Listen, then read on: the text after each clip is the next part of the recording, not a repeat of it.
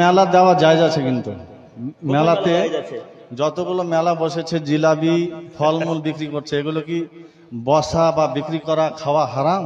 মেলা জায়েজ? আপনি কোরআন পড়েছে না হাদিস পড়েছে? বক্তাকে বলছে মেলা যায়, ভিডিও ভাইরাল হয়েছে, অবাক লাগলো। সেই মৌলবীকে বলবো তুমি উইথড্র করো, তুমি মেলাকে হালাল বলেছো, তোমার শ্বাস নালীটা উপরে দিবে ফেরেশতারা করবে, তুমি রেডি থাকো, কবরে যাও। তোমার মতো কত মৌলবী গেল আর এলো, সভাপতি করে দিয়েছে, তুমি হালাল করে দিলে। ওই রকমই মুর্শিদাবাদে আপনারা মোবাইলে দেখছেন, আমার সাথে ঝামেলা হয়েছে, ওইখানে ওই রকমই একটা কাঠ মৌলবীর সভাপতি ছিল। সে আমাকে বলছে গ্রামে তো দোকান থাকে, মেয়েরা দোকানে বাজার করতে যায়, পয়সা পায়। আমি বললাম ওর বোন গ্রামে বাজার করতে যায়, এটার লেগে শরীয়ত দায়ী নয়, এটার জন্য তুমি দায়ী। আর যে মৌলবী বাধা দিয়েছে মেলা জায়েজ আছে বলছে, এ জানেই না যার বিটি বালিকা মেয়ে বালিকা বউ, যার স্ত্রী বাজারে বেপরদা ভাবে ঘুরবে তাকে দায়ুস বলা হয়েছে। আর দায়ুস জান্নাতে যাবে না যদি কাবা ঘরে নামাজ পড়ে, আর তার বিবি বিটি যদি বেপরদা করে ঘুরে জান্নাতের খুশবু পাবে না। লেখে না, আমি যদি মিথ্যা বলি কোন মৌলবী বলে দেখ আপনি ভুল বলছেন, তার বিবি বেপরদা করে ঘুরলেও সে জান্নাতে যাবে, সে দায়ুস। চ্যালেঞ্জ দিলাম, আমার পাল্লায় পড়ে গেলে ও বুঝতে পারবে, ও বক্তা তো ঠান্ডা মিজাজি, হালকার মধ্যে হেসে চালিয়ে দিয়েছে, আমার পাল্লায় পড়লে বুঝতে পারবে যে কার পাল্লায় পড়েছে। কত বড় আস্পর্ধা, মেলা করছো অপরাধ, আবার মৌলবীকে দাবি কি ওটাকে জায়েজ করতে চাইছো?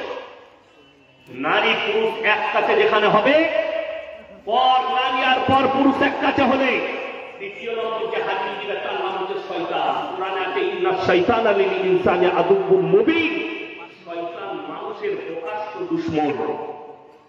যে মনে মনে ভাবছেন একটা 13 বছরের 15 বছরের মেয়েরা যুবকরা তারা বাজারে ঘুরলে, তারা একটু দোকান বসিয়েছে, ঘুরলে একসাথে ঘুরলে অসুবিধা কোথায়? তাকে আমি জিজ্ঞেস করছি যে 13 বছরের মেয়েটা বালিক কিনা? যদি বলো না বালক, তাহলে তুমিও বালক হওনি, 80 বছর হবে তবে তুমি বালিক হবে।